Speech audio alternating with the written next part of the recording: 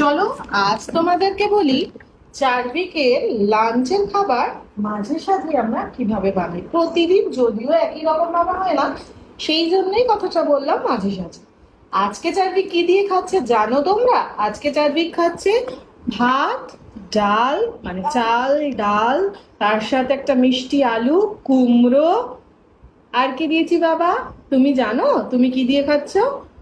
সাথে ছিল টমেটো, আর বিনস ছিল, আর বরবটি হয় সেটাও ছিল, সাথে একটু কুমড়োও দেওয়া হয়েছে।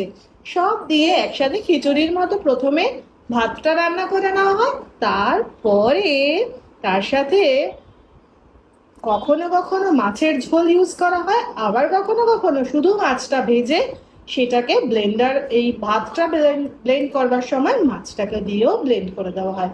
কি মাছ ওকে স্পেশালি দেওয়া হয় সেটা তোমাদেরকে বলি। ওকে মেনলি দেওয়া হয় শিঙ্গি, মাগুর, এই জাতীয় জিওল টাইপের মাছ।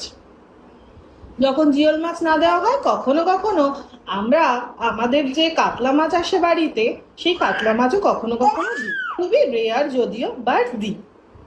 তো তোমরা তোমাদের বাড়িতে বেবিদেরকে কি কি খাবার খাওয়া? ও বাই দ্য ওয়ে, তোমরা তো নিশ্চয়ই জানো চারভিকের এইজ।